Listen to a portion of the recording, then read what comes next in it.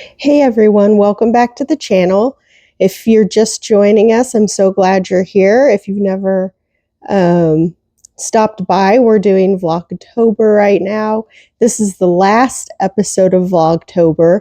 If you want to check out the other ones, there'll be a link at the end of the video you can click on. If you're joining me again, welcome back. As you can see, I'm feeling much better. My family's been recovering from that virus and it hit us all pretty hard, but I'm feeling much better now, thankfully. It set me back a day on my knitting for the Dynamo shawl, which was kind of discouraging, but I think I've caught up. So anyway, thank you for joining me. Today is the 29th of October. You'll be watching this on the 30th. So we're getting revved up for handing out our treats for Halloween. That'll be exciting. I will probably dress up as a gnome again just because I have the stuff to do that. And frankly, I make a pretty good gnome. I mean, look at me. But let's check in with where I've gotten with this Dynamo shawl. So I am going to do the extra knitting at the bottom. Stephen gave us the option to add some extra depth to the shawl at the bottom, and so I am going to do that, but here's where I am with that. I'm super happy. I've only done 2 rows of that extra bottom wave that goes on there so far, so you can't really see that, but if I were to have finished the shawl where it was intended, this would pretty much be the whole thing. This is the whole thing. It's clearly not blocked yet, but I love it. It's going to be huge, which I also really enjoy because I like wearing these things around the house. I'm trying to get this done by the end of the month, as I've said in some prior Vlogtober episodes, so I can continue working on another project that I was really wanting to get done by the end of the month that is simply not going to happen. That's okay. At any rate, I'm so happy. Do you guys love it? What did you think of this year's MCAL from Stephen? I thought it was a huge improvement over clearly the debacle that happened last year, which I know is unintentional, but it kind of put a damper on the whole thing. And I actually didn't finish last year's just because of all the drama that went on. But the prior years, Twist and Turns, I did finish that one. And I'll maybe show you my Stephen Shaw's in another episode here coming up. But I did enjoy Twist and Turns, but it was more technical than this one, I think. And I love learning new things. I learned new things with this one. I learned lots of new things with Twist and Turns. So Twist and Turns, I might be getting that name wrong, but whatever the one is before last year's, 2022's. I really liked that one. But this one has got to be one of my favorites. It was relaxing, but I still learned some things. It was a ton of knitting, but it was the only part that really got to me, and I know I talked about this in a previous episode, was I was really ready to be done with those triangles. The back and forth on those triangles was worth it, but I don't know that I want to do it again. If I knit another one of these, I may put something else in where those triangles are at. Like maybe I'll crochet up some granny squares and put those there. Who knows? But the triangles were a bit much for me, but I love how they look. So I was happy to do them how we wanted them. So anyway, I'll let you know when that's done. Hopefully it'll be done by the next actual episode that comes out, since Vlogtober is done after this one. The project I was trying to get to, which I'm working on designing, is this, which is a blanket. And of course I've got it on the needles right now in an awkward position to show off. But this is the blanket version of the Rainbow Knit Connection shawl pattern or wrap pattern that I have on Ravelry. And it's a really relaxing knit. It's going to make a very squishy and comfortable and cozy blanket for sure. The yarn I'm using for this is worsted weight, and it's Brava, which is a Knit Picks yarn. It's 100% acrylic.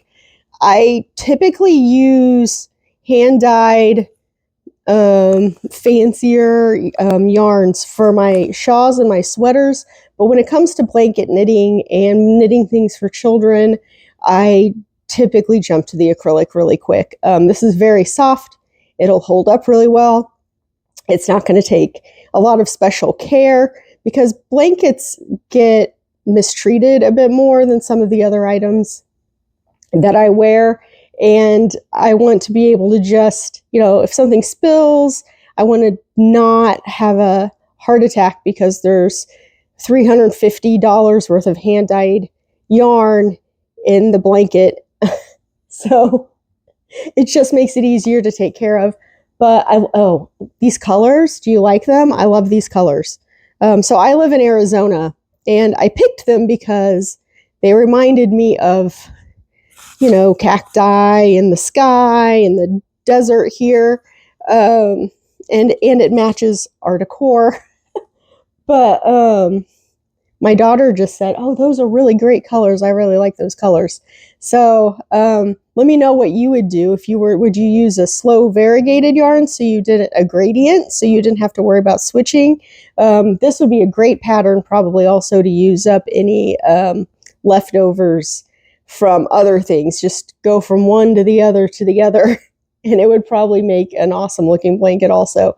But I'm trying to get this pattern written up and onto Ravelry so you guys can have it to knit, relaxing after Christmas or for New Year's or just over the holidays, when you're finally alone by yourself at night after all the chaos. It would be a great knit for something like that. So I'm trying to get it done, but Stephen Shaw took priority, of course. So it's just not done when I'm wanting it to be. But I'll let you know when it's out there.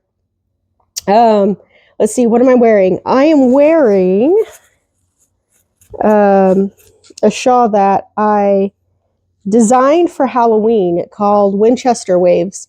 Over the summer, we went and visited the Winchester House in California, and it was such a cool experience. And it has all these beautiful stained glass windows, and Lady Winchester was rumored to have been very superstitious, and she took part in a lot of seances, and the house is rumored to be haunted.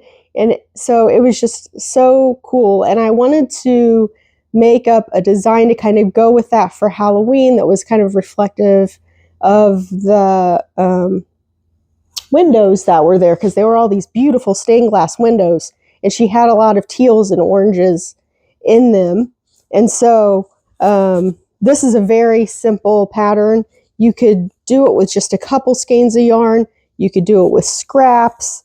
It's a beginner-friendly pattern. So long as you know how to knit and purl, you can handle this fairly easily. But here it is all spread out in a bigger version with some Halloween-y stained glass colors. This yarn all came from New Garden Yarns, and you can find her on the web at New Garden Yarns. She is a hand dyer out of Missouri, and she used to have yarn. She still does have yarn, but before I moved, it was in my local yarn store. She's a really great lady. Melissa is her name, and this yarn is gorgeous. It's so bright. It did not run at all into any of the other colors because I was a little nervous about that because it's so vibrant. But no, it stayed right where it was supposed to, and it just came out gorgeous. It's so soft. This is also the same yarns, so you might want to go check her out. But anyway, that's what I've been up to. I really want to thank you for joining me for Vlogtober. This was the first time I've done that, and I wanted to discuss a little bit about what's going to come up on the channel from now on. We're probably going to do an episode every couple weeks, as I discussed in the last vlog. I just want to make sure I have enough content to cover. I would really like to have a spot where maybe I feature a lesser known designer. Ravelry's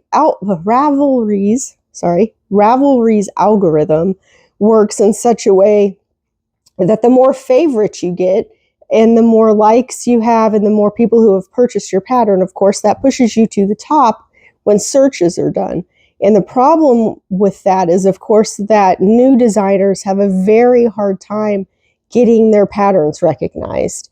And a lot of work goes into making a pattern and money, especially if you have it tech edited and you're buying nice yarn.